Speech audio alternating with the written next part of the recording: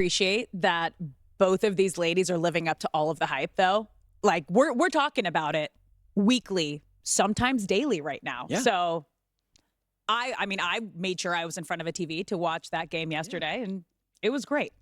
Let's move to the NFL, where Brock Purdy is entering year 3 with the 49ers after an extremely successful first 2 seasons in the NFL, leading San Francisco to an NFC championship and a Super Bowl appearance. Purdy entered OTAs fully healthy, and George Kittle gave his quarterback some love. Which is really nice. He's in the building every day. He's the same guy every single day, consistent. He's incredibly competitive. It's fun seeing him yell at guys when we don't hit the route depth, if they have the wrong landmark. He's taking control of the offense and making it his.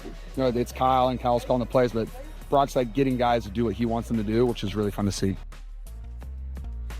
I mean, how can you not say that he's your guy? Look at what he's done for you in just his first 2 seasons, not even a full 2 seasons.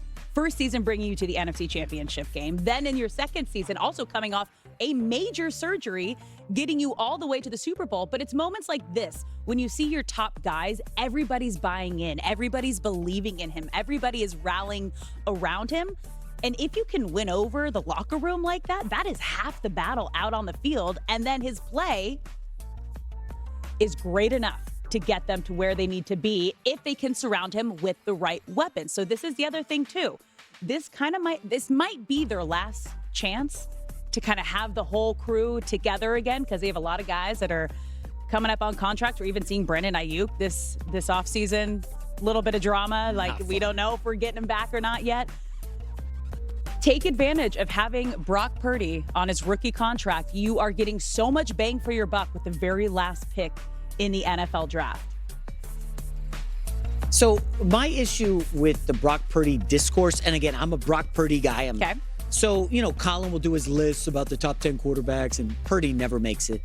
And I just wonder, Alex, short of, even if he won a Super Bowl. Oh, what's it going to take for people to believe he's the guy? Even if he won, let's say he had beaten Mahomes in the Super Bowl. Well, he's got the supporting cast. Alex, he has Kyle Shanahan. You still have to get there. He has Kyle Shanahan. For whatever reason, the doubters. Yeah.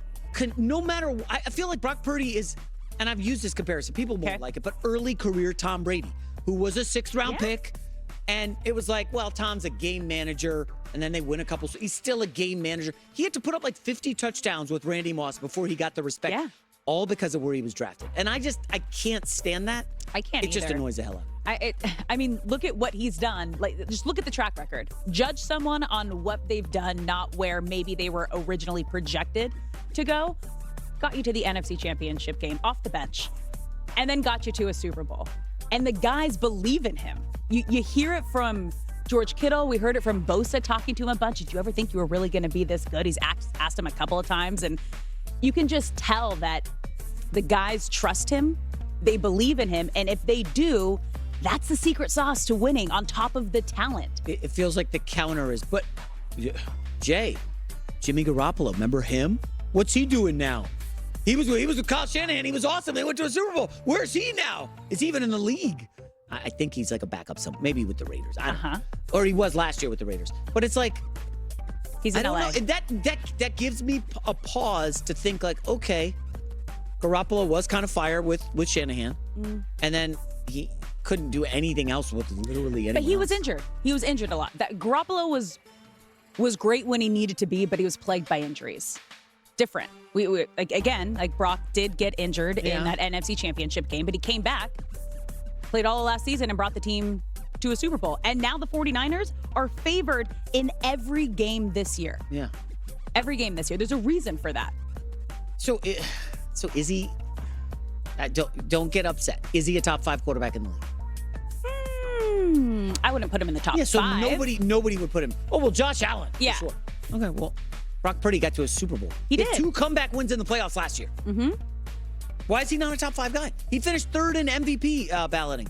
I think Dak was 2nd. It's interesting because it makes me think of when you were listening to Tom Brady's speech. He's given a lot of speeches recently, but when he was going into the Hall of Fame for the Patriots, he said you don't always have to be special and the most talented.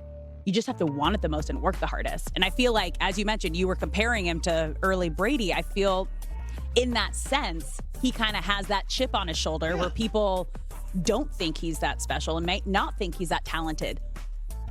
But look at what he's doing. How can you cannot deny that. You cannot deny the results of getting to the NFC Championship game and the Super Bowl in your first 2 seasons. Give the man some respect. The whole top 5 thing is a little silly. It's fun. Like, people love to debate it. Sure, it's fun for us. It's fun for lists. But all that matters are how far are you getting in the postseason? If you're are you winning a ring? Yeah, if you're watching a game with your buddies. Like, oh, that's a top 5 quarter. Lamar Jackson's top 5. He's got 2 MVPs. Like, okay. All right. What's his playoff record?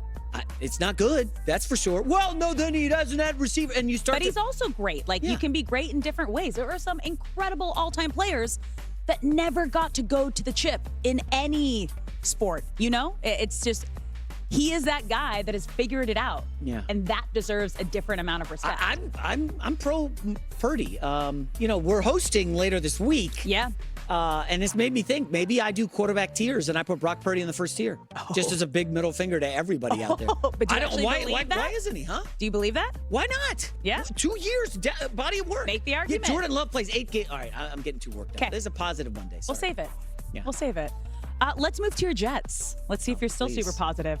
Where Breece Hall is coming off a strong sophomore season, playing in all 17 games after tearing his ACL his rookie year. Now fully healthy, Hall wants to play up to the standards set by the NFL's best running back in Christian McCaffrey. I feel like right now, McCaffrey's the best in the league, and to me, he sets the standard. So now, we're gonna see him week 1. It's exciting just to see where I stand and, really let everybody see my full talent now that I'm healthy. It was just cool to see him raise the market and continue to get paid, and he's still a top 10 player in this league. So. And I feel like with my talent and the team we have, I have potential to, to trend towards that way. So I'm just excited to, get rolling.